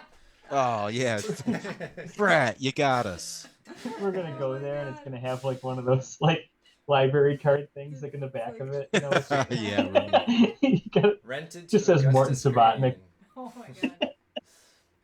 Got Mort's name over and over again. Oh, that's amazing. I thought you guys were gonna be there the next week. My bad. Yeah, whoops. The hijinks good continue. stuff. It's really the Scooby-Doo level hijinks. Yeah, it is. We get into some trouble. Yeah. A new TV show, Boys in the Vault. I love how you keep calling it the vault without question. I know. I bet you it's not even a vault. Yeah, now it's the vault though. Wait. It's the vault. It's going to be the vault. It's the vault. I'll make it the vault. It's a sterile room. You have to put Boys in the vault. I have to put a suit on. They like lead you in there like they're gonna go in with you, and the next thing you know, they're like locking you in. It's gonna be a very well. We found out room. There's a computer that smells everything going on in there, which kind of makes me nervous. What? There's a smellometer in there or something that That's that we have to be careful about every solvent we use, and there's a computer that monitors all the atmospheric changes. Oh right, yeah. Yeah. Okay, I see why you're calling it a vault then. That makes sense. Yeah, it's like a vacuum. Yeah, it is, and it's like they want to be sure that there's no like propellants that could be explosive or anything that could. Totally. Yeah. So that's going back to no soldering irons. We have to get all the like any of the cleaners like deoxit stuff like that cleared. No aerosol versions of it. So we just have to make sure that we have to get everything vetted ahead of time so that when we get there. Like, for this documentary, like you need to do like all of the stuff you're doing to prepare. That needs to be part of it as well. Yeah. Like the nobody records us. We always forget to like take pictures and record like our process. You know, like I think it was like until last year we got the first picture of us together. Oh my god! And I had to remember we almost actually put everything away, and I went, whoa, wait a minute, we got to get a picture. Remember, Mark? And it was like right as we were putting everything, getting ready to put all the cords and stuff back in the cases, and we had to ask somebody and said, please take a picture of the two of us. We don't have any pictures that were actually the dynamic duo. So that footage that I have of you guys playing in Detroit must be pretty rare. Probably get a pretty penny for that. A rare sighting. Yeah, very rare sighting. In the wild. M.E.M.S in the wild. How does like doing a performance, like how do you collaborate on that versus doing like a lecture or doing like going to the Library of Congress to do restore stuff? Like those are all very well, we never really get to practice, therefore we kind of do it as a lecture. So we discuss what we're going to do ahead of time, and then we just see what happens. It's experimental music. We do an experiment. Might be terrible, might be cool, but whatever, we did something. So I love it. And I think one of the things that we do, like to add to the interest of what is going on, is my oscilloscope has a VGA out on it, so you can hook it to a video projector, so you can actually see the sine wave. I love that. And to see FM being broadcast, you know, so people can actually visualize the sound, actually adds to it. So you'd actually do a really simple jam, and you're just watching like the feedback go back, the wave go back and forth, and it does like a dance, and it's pretty interesting. So I think that really drew people in, that visual component. Absolutely. Yeah. It feels really sci-fi, but it also feels like, oh, maybe I do understand what's going on. At the beginning you do that, it just turns into audio soup, and you're like, whoa, what in the world is that out there being visualized? It's in too much. The chaos. That's so cool. Okay, I think we're caught up on all the questions. Shout out if I missed your question, because there was a lot of chat going on as well. Tell us a little bit about how, I saw on your site, I know you have associates, there's also like a get involved like section. So tell like if people are like really into this, they want to know more, obviously here's the link to go to the website. Did that not work? Uh-oh. Command.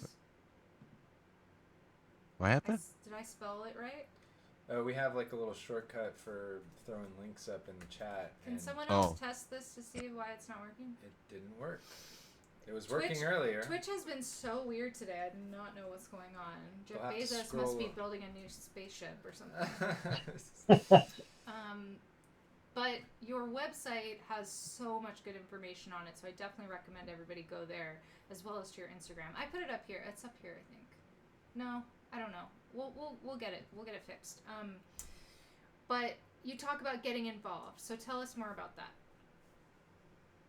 So getting involved, there's a lot of times where we get emails from that section of the site with people that like have access to systems or have come across a system. Mm-hmm. So anyone can really help out like the whole process by either helping us gain access or, maybe offering up information about certain modules.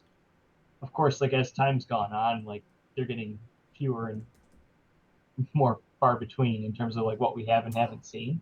There we go. But we have made a lot of really good connections on that part of the website. Okay, sorry, there's an emote explosion happening on your face. Thank you, Rudark, for the sub. That was really awesome of you. Thanks for being here and that great question. Sorry. Now the C's part, the emotes part, and we can see you again. Sorry. So at this very point, important information I didn't want to interrupt. The get involved link is now more like try to impress us.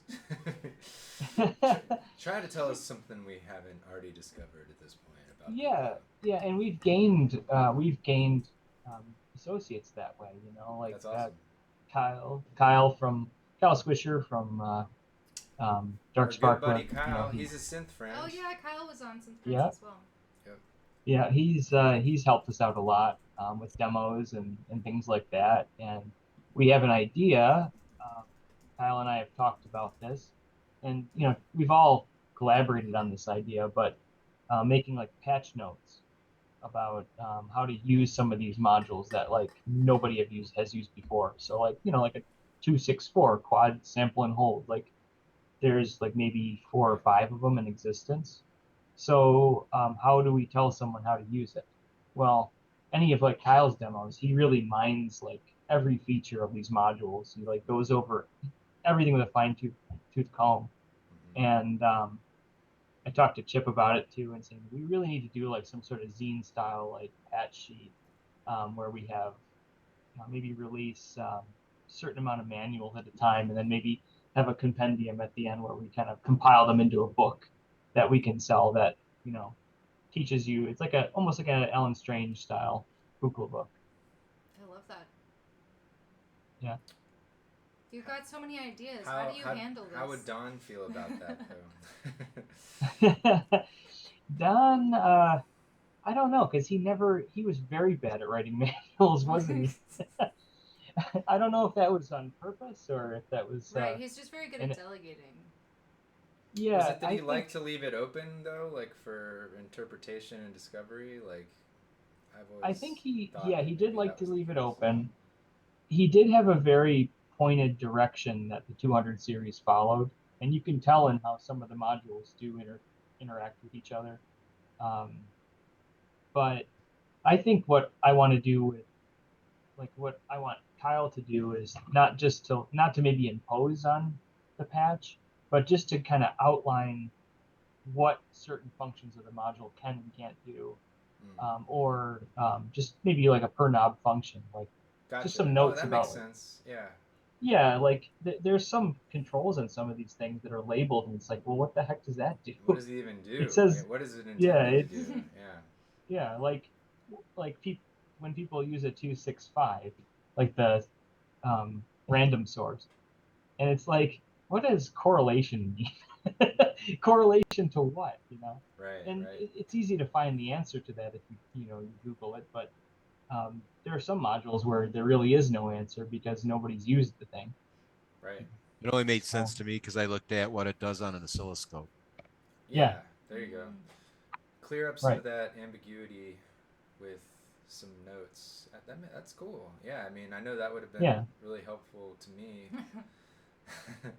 Prior to using some of the modules. So that sounds very useful. So I guess to go back in time about one of the questions of how can people help us out, if anybody's interested in helping us do that, that would be great, because Mark and I are limited. We are just 2 people, and we have the other associates too, but I mean the core is me and Mark, and it's a lot of work, and we can't do everything we want to do and every little idea, and we also actually have to have a little bit of a real life, but we spend a lot of time doing this, and it's only so many hours in a day. So if anybody was interested in helping us, make that zine or help to document that, we'd appreciate that help. Because Yeah. if it was easy, we'd have it done by now. Right. Right. Yeah, anything you want to do is like so labor and time intensive and requires Takes so forever. much care and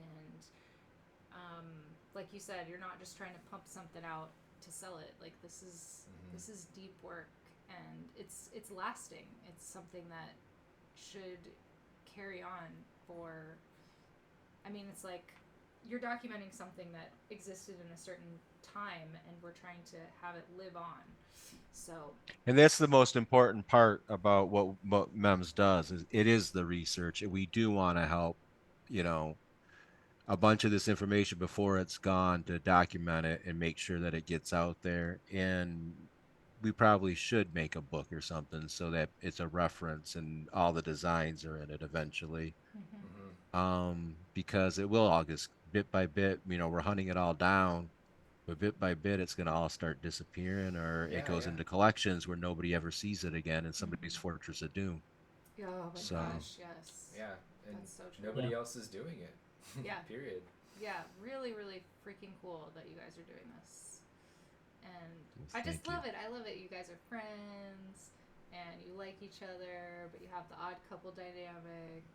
It's great. I love it. I like using the Penn and Teller because sometimes it's like the reverse Penn and Teller because I'm like the tall guy Oh, okay. that like, but doesn't really talk, and Mark's like the short guy, but he talks all the time. So it's like reverse Penn and Teller. There you go. Or like the Jay and Silent Bob. There you go. Oh my god. I love it. Oh, we got somebody who would buy the Buchla book. That's great. So I definitely think that there is plenty of people who would want it. It's more about who can help facilitate it existing. So how would you say that people should go to your website, or is there a better way to reach out? Website's probably the best way to get in touch with us. Okay. So Yeah, that's absolutely. that link I just put in there, memsproject.info. So you guys should be able to click on that right there in the chat. I like the idea of it being a collaboration too, because that's very much in the spirit of what Don was doing back in the day. There's a lot of things he did with like easels and stuff like that. He had a radio show that he would operate out of his home. Yeah, and that's something I'd love to get recordings of. Oh my god! Is that Don documentary ever happening? Like, remember that? Not that I know of. I don't think it is. It got abandoned. I think we supported it at some level at some point. It got abandoned. I had a feeling it's touchy. It's touchy with Don. It is. Everything is always so touchy. Yes. Yeah, I mean his family's been put through the ringer. With the whole BEMI thing. And I can understand that they'd be very guarded about talking about certain aspects of his life. I know Ezra wants nothing to do with some of this stuff because of that, and who can blame him? It's after seeing what his father went through. It's a difficult thing, and we don't know anything about him. It's like him as a person. So when we hear stories about him, it's great because it gives us a bigger picture, of who he was and what he was all about. David Keane has the best stories about him. I love listening to David Keane. He's got so many real stories about Don. One of my favorites was Don apparently was going through a book that David had that was about San Francisco and like the counterculture. And there's a picture of Don in this book. It's not credited as Don, but Don's standing there, and he's got his red sock and his green sock.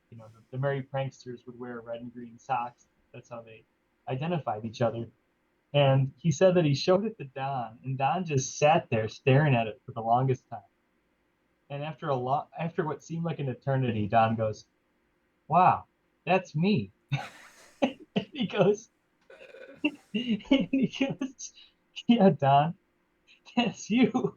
Like Don was like flabbergasted that was him. He almost like didn't recognize himself, which for obvious reasons he probably doesn't remember anything about that photo. Yeah. Oh my god, I love that.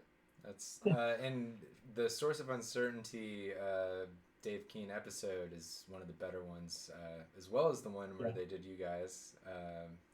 Shout out to the associate Kyle Swisher. Who has yeah, we should put the link to that up. Gosh, but even okay. though we're struggling in that department I know, right I'm struggling now. with links today, but The Source of Uncertainty is a podcast, and Kyle is one of the hosts who's also a M.E.M.S associate who had David Keane on, and that's all of the threads. He's had Dave on, he's had M.E.M.S on, he had Todd on a few times. He's had Morton. Suzanne Ciani, Mort Subotnick, like all the heavy hitter. All the Buchla folk. All the Buchla history is in that podcast. So he even had us on. I don't know how we made it on, but we were on. He needed to fill a slot. Yeah, he must have needed to fill a slot there. We all scratch each other's backs. It is, I mean, the community is not,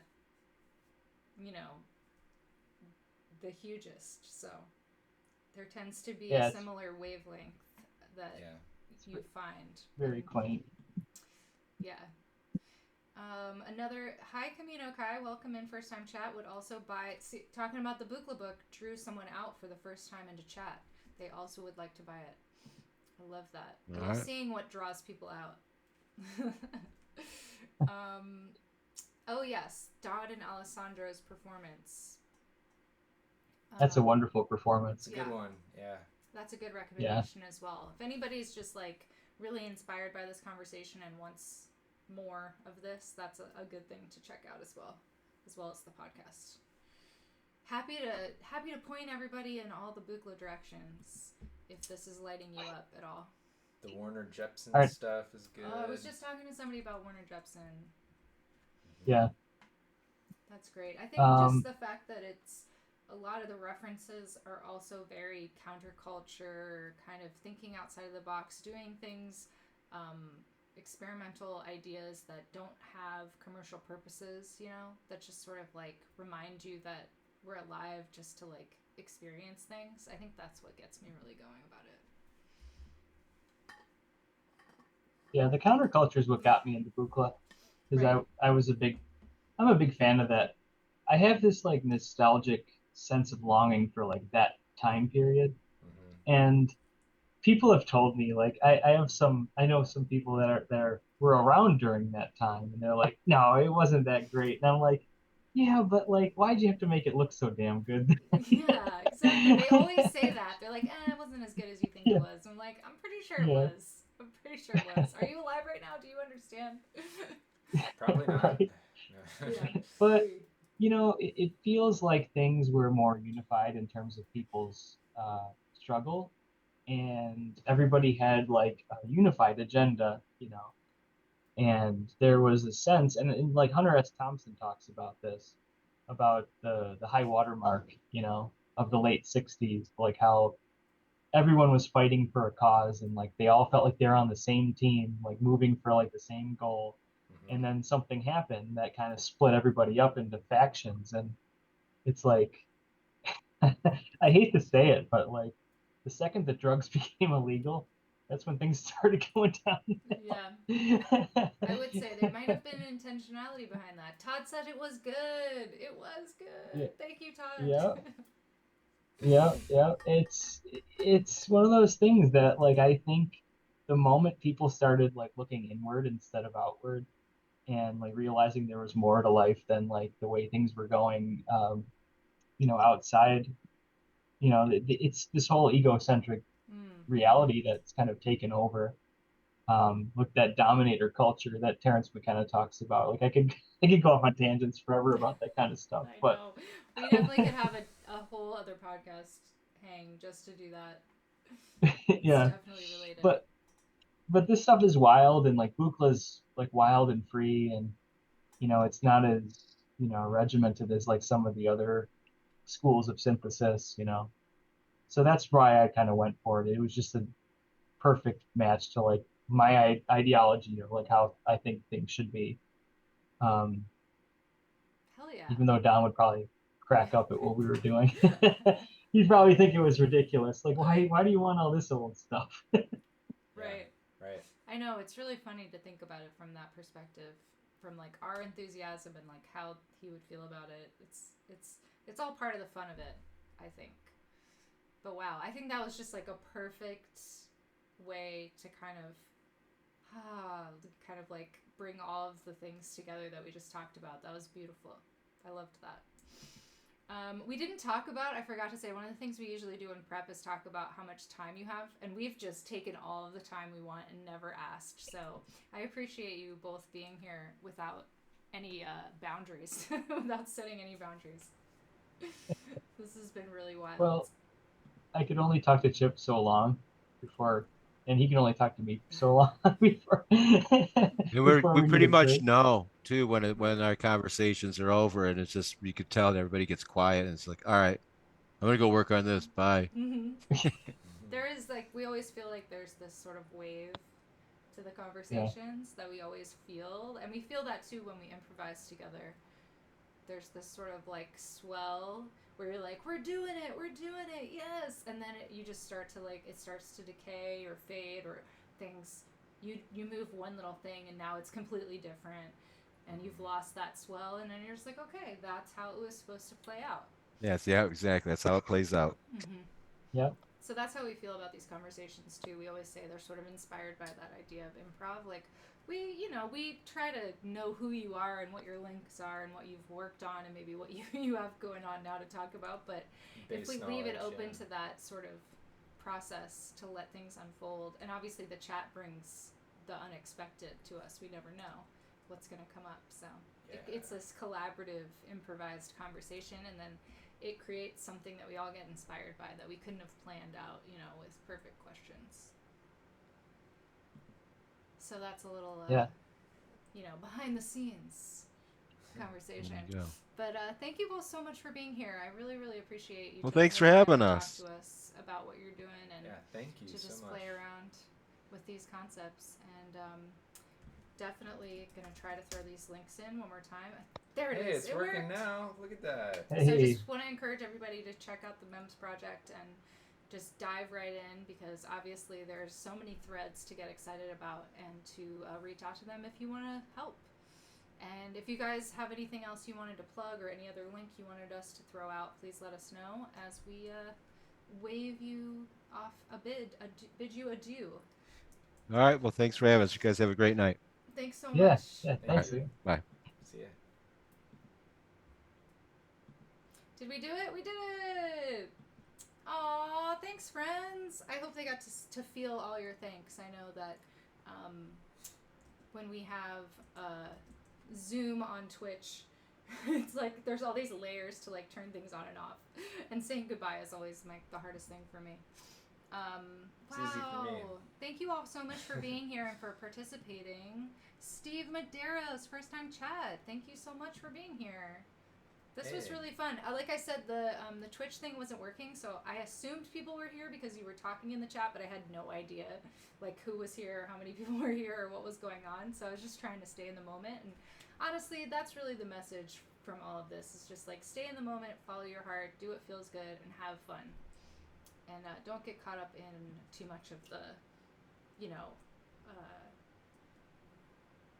I hate using the word gatekeep so much because I don't necessarily always mean that, but that's sort of my catch-all phrase for it. But if you feel like you're too afraid to touch the knob, then you should do it. Don't get caught up in all the things. Don't get caught up in all the things. There you go.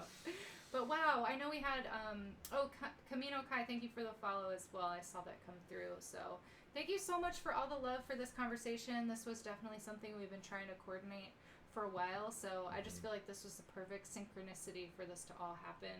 And we did it. Yes, thank you so much. Rue Dark, am I saying that right? Is the 3 an E? I'm just assuming that. I always just assume how everyone's name is said, so please correct me, please, because I want to get it right. Obviously, so many amazing people here with us who had a lot to say and a lot to contribute, and it sounds like everybody's doing some really cool stuff, so I feel really honored that you would want to join, our stream and our conversation. It's very humbling and inspiring. Oh, I got it right. Or Holger. Okay, great. Wow, amazing. Sounds like we had a pretty international crew as well. Whew! That was a thrill. That was a thrill ride for me, I know. I always talk about it in real time, but just after the fact, obviously, I'm going to be like soaking this up for a while. Yeah, that was priceless. Priceless.